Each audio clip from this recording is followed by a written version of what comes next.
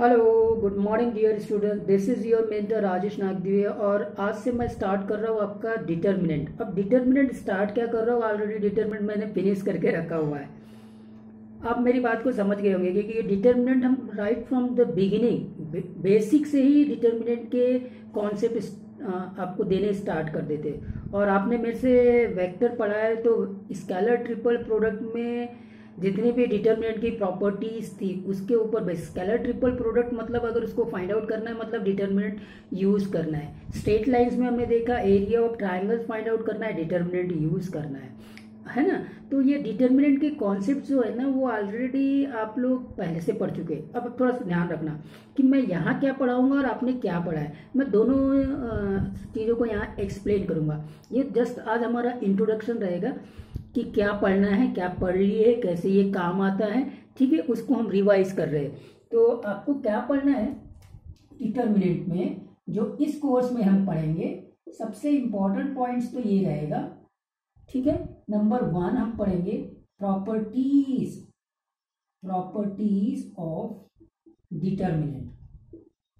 तो properties of determinant और इसके ऊपर बेस्ड प्रॉब्लम्स ये हम पढ़ेंगे।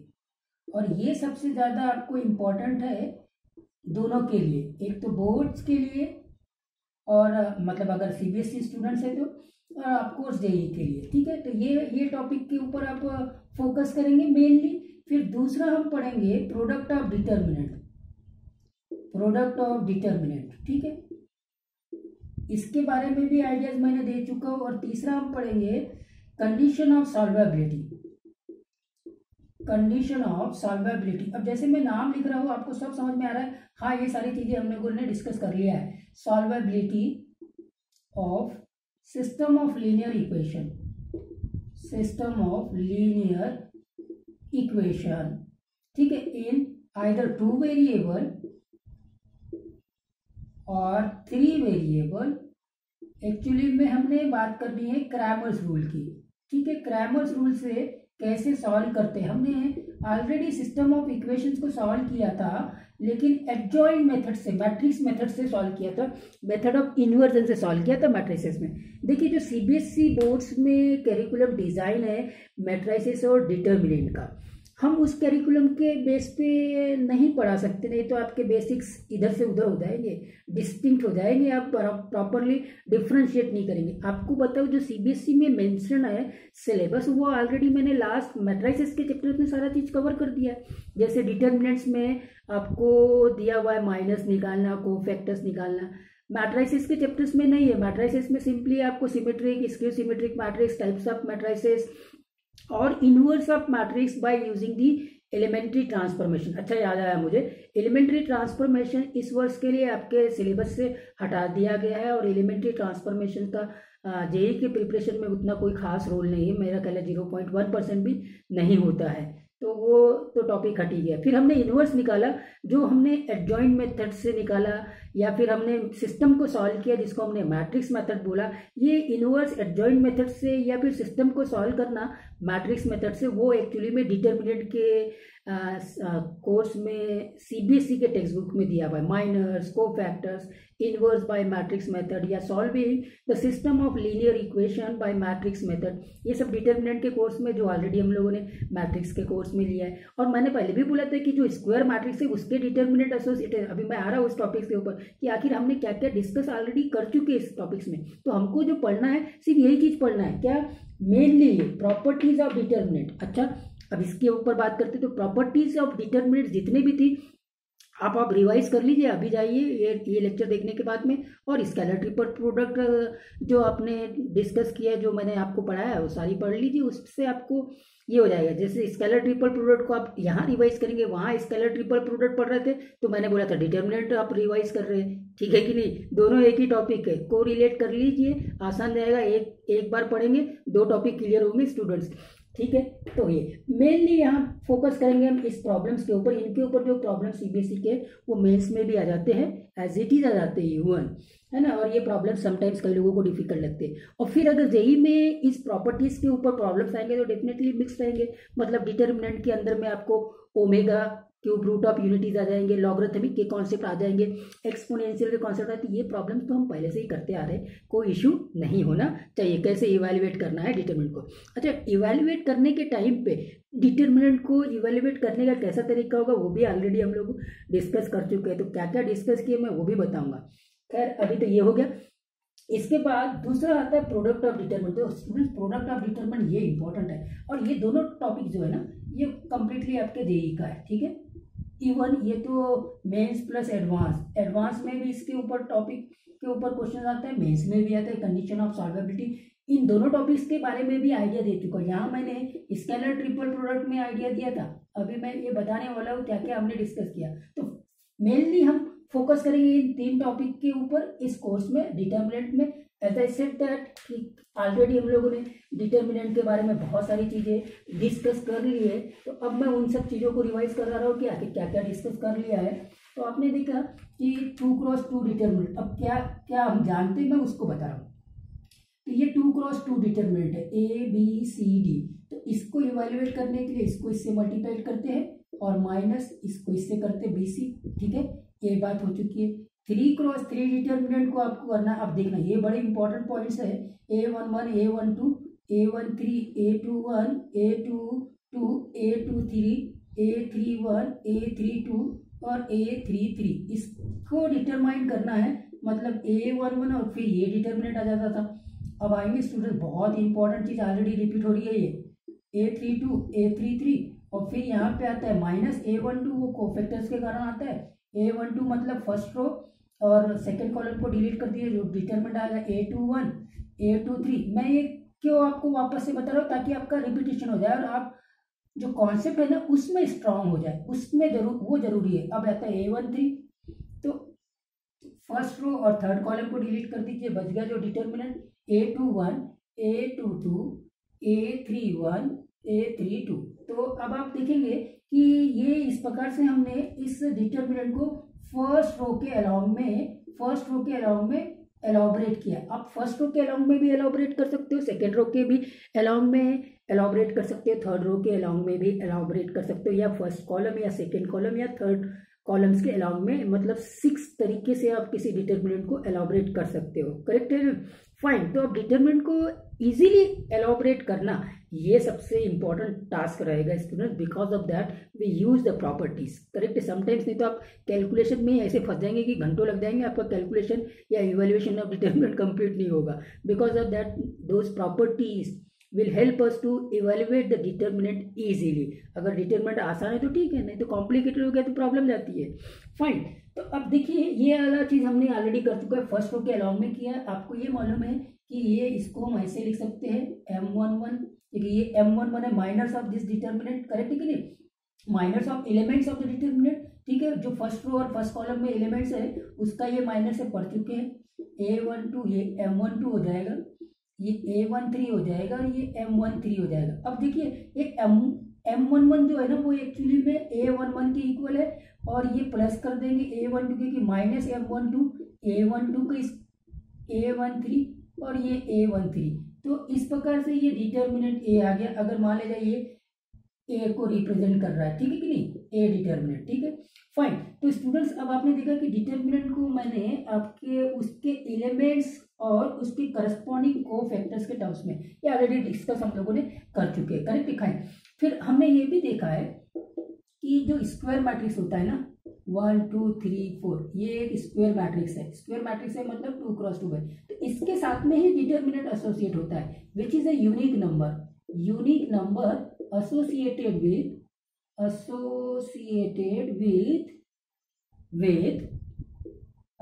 स्क्वायर मैट्रिक्स, करेक्ट है कि नहीं। ये बात है, ये सारी चीजें आपको जानते हैं कि भाई आखिर डिटरमिनेंट क्या है। तो एक नंबर है, एक यूनिक नंबर है जो किसी स्क्वायर मैट्रिक्स के साथ में एसोसिएटेड होता है। मतलब सिर्फ और सिर्फ स्क्वायर मैट्रिक्स के ही आप डिटरमिनेंट निकाल सकते हैं। Fine, okay fine.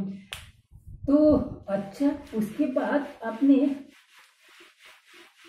मल्टीप्लिकेशन के कॉन्सेप्ट को भी देखा था, जो एक प्रॉपर्टीज, जैसे मैंने बोला था कि कोई लोग 5 प्रॉपर्टी बोलते हैं, कोई लोग 6 प्रॉपर्टी बोलते हैं। तो ये मैंने बड़ा इंपॉर्टेंट पॉइंट्स को डिस्कस किया था स्टूडेंट्स कि अगर A एक मैट्रिक्स है ABCD और मुझे ये K एक स्केलर है, इससे मल्टीप्लाइड करना है इस मैट्रिक्स में, मतलब K से मल्टीप्लाइड करना है each element of this matrix that is के ए डिस्कस हो चुका है, के सी और के डी, ये मैट्रिक्स का मल्टीप्लीकेशन विद द स्केलर। लेकिन अब अगर मैं डिटर्मिनेंट की बात करूं, अगर ये डिटर्मिनेंट है ए बी सी डी और फिर के से मेरे को मल्टीप्लाइड करना है इस डिटर्मिनेंट में जिसमें कि के एक स्केलर है, तो ये के कहाँ मल्टीप्लाइड होगा, तो ये कहाँ मल्टीप्लाइड होगा, या तो फर्स्ट रो में मल्टीप्लाइड होगा या सेकंड रो में मल्टीप्लाइड होगा या फिर फर्स्ट कॉलम में मल्टीप्लाइड होगा या सेकंड कॉलम में, जो प्रॉपर्टीज भी बोलते हैं हम लोग।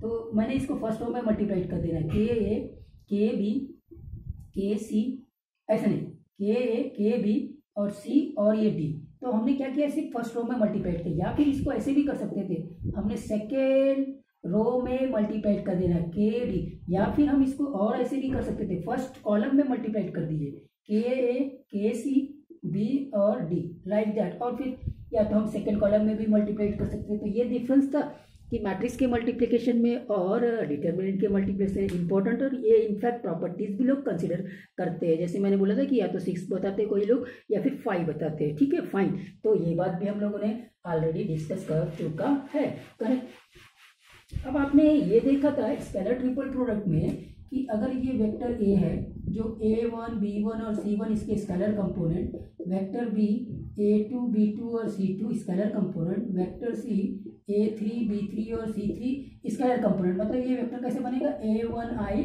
Plus b1j plus c1k and like that, ये वेक्टर्स बनते हैं। तो आपको ये मालूम है कि ये a1 b1 c1 फर्स्ट आ गया, फर्स्ट रो में आ गया, a2 b2 c2 ये सेकेंड रो में, a3 b3 c3 ये थर्ड रो में, ऑर्डर इंपॉर्टेंट है। और ये जो डिटरमिनेंट होता है वो एक्चुअली में स्केलर ट्रिपल प्रोडक्ट को रिप्रेजेंट करता है इन वेक्टर्स के, जिसमें ऑर्डर बहुत वाइटर रोल प्ले करता है। इसको हम और ऐसे भी लिखते हैं ए बी सी, अच्छा याद आया सर, बिल्कुल बिल्कुल बिल्कुल, ए बी सी, करेक्ट है कि नहीं। तो इस प्रकार से यहाँ पे फर्स्ट वेक्टर के कंपोनेंट फर्स्ट रो को, सेकंड वेक्टर के स्केलर कंपोनेंट सेकंड रो को, थर्ड रो के स्केलर कंपोनेंट थर्ड रो को डिटरमिनेंट, और ये डिटरमिनेंट से हम इस स्केलर ट्रिपल प्रोडक्ट को निकालते थे, स्केलर ट्रिपल प्रोडक्ट। और वहां पे जितने भी प्रॉब्लम्स हमने स्केलर ट्रिपल प्रोडक्ट या इसकी प्रॉपर्टीज की थी वो एक्चुअली में डिटरमिनेंट की प्रॉपर्टीज थी, और इसी में हमने प्रोडक्ट ऑफ डिटरमिनेंट्स की बात की थी स्टूडेंट्स। अब वहां पे क्या बात हुई थी कि अगर ए बी सी इसको निकालना,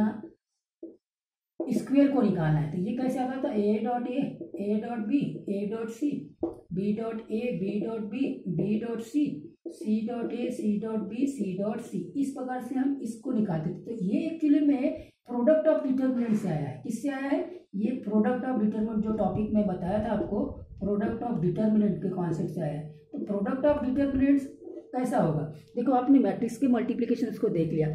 मैट्रिक्स का मल्टीप्लिकेशन रो टू कॉलम होता है, जो फर्स्ट मैट्रिक्स है उसके फर्स्ट रो को फिर इसके जो भी सेकंड मैट्रिक्स के कॉलम्स है उसमें मल्टीप्लाइड करते हैं। जैसे फर्स्ट रो को फर्स्ट कॉलम से मल्टीप्लाइड किया तो वो फर्स्ट रो फर्स्ट कॉलम की एंट्रीज में आ जाएगा रिजल्टेंट मैट्रिक्स के। जैसे फर्स्ट रो को सेकंड कॉलम से मल्टीप्लाइड किया तो वो फर्स्ट रो सेकंड कॉलम में एंट्रीज में आ जाएगा, करेक्ट है, रिजल्टेंट मैट्रिक्स के। तो इस प्रकार से हम रो टू कॉलम मल्टीप्लाइड करते थे मैट्रिक्स में, लेकिन डिटरमिनेंट में आप row to row, column to column, row to column या कॉलम टू रो किसी से भी मल्टीप्लाइड कर सकते हैं, आपको ये फ्री है, करेक्ट है कि नहीं, फाइन। तो वो इंपॉर्टेंट पॉइंट्स रहेगा। और उसके बाद में प्रोडक्ट ऑफ डिटरमिनेंट यहाँ यूज होता है स्केलर ट्रिपल प्रोडक्ट के स्क्वायर को निकालने में डायरेक्टली, क्योंकि अभी ए बी और सी वेक्टर ने कंपोनेंट फॉर्म में नहीं दिए हैं और फिर आपको स्केलर ट्रिपल प्रोडक्ट निकालना है। अभी तो आपने देखा था कि स्केलर ट्रिपल प्रोडक्ट जब निकालना होता है तो फिर वो a1 b1 c1 a2 b2 c2 a3 b3 c3 मालूम होना चाहिए। Those are the scalar component of the vector a b and c respectively. But the vectors के जो स्केलर कंपोनेंट है वो दिया नहीं, बल्कि ये दे दिया a डॉट बी है, b डॉट सी है, c डॉट ए, इस प्रकार की इंफॉर्मेशन आपके पास में दी हुई और आपको बोल रहा है स्केलर ट्रिपल प्रोडक्ट निकालो। ये सारी चीजें हम लोग डिस्कस कर चुके हैं। तो आपको ये प्रोडक्ट ऑफ डिटरमिनेंट की कॉन्सेप्ट से ये एबीसी का स्क्वायर का फार्मूला जनरेट करना पड़ता है, जो A dot B, A dot C इस प्रकार का बनता है, करेक्ट है, फाइन। तो ये भी हम लोगों ने ऑलरेडी डिस्कस कर चुके हैं, है ना, फाइन। तो स्टूडेंट्स और क्या चीज डिस्कस किया था, अगर आपको कुछ रिमाइंड आ रहा होगा तो आप मुझे, यस ऑफकोर्स हमने ये भी डिस्कस किया area of triangle.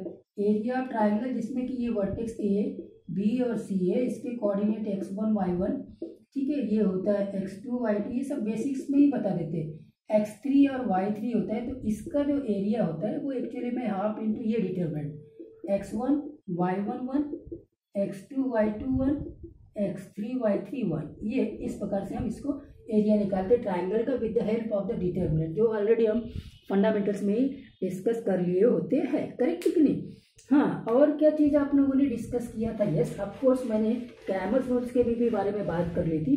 Cramer's rules में क्या था, इसको भी डिटेल्स में हम डिस्कस करेंगे, क्रैमर्स रूल्स। ठीक है, ये सारी चीज़ें मैं आपको क्यों बता रहा हूँ, क्योंकि जैसे मैंने स्टार्टिंग में बिगिनिंग में बोल दिया था कि डिटरमिनेंट मैं स्टार्ट कर रहा हूँ, लेकिन ऑलरेडी डिटरमिनेंट मैं फिनिश कर चुका हूँ। बस ये है कि जो प्रॉपर्टीज़ के ऊपर बेस्ड सीबीएसई के प्रॉब्लम्स या दूसरे जेईई के प्रॉब्लम्स है, उनको डिस्कस करना मेन मोटो रहेगा इस कोर्स का। अदरवाइज इससे रिलेटेड सारे कॉन्सिक्वेंसेस, सारे रिजल्ट्स कहाँ कहाँ यूज होते हैं वो सब चेक कर चुके हैं, जिसको मैं रिपीट कर रहा हूँ।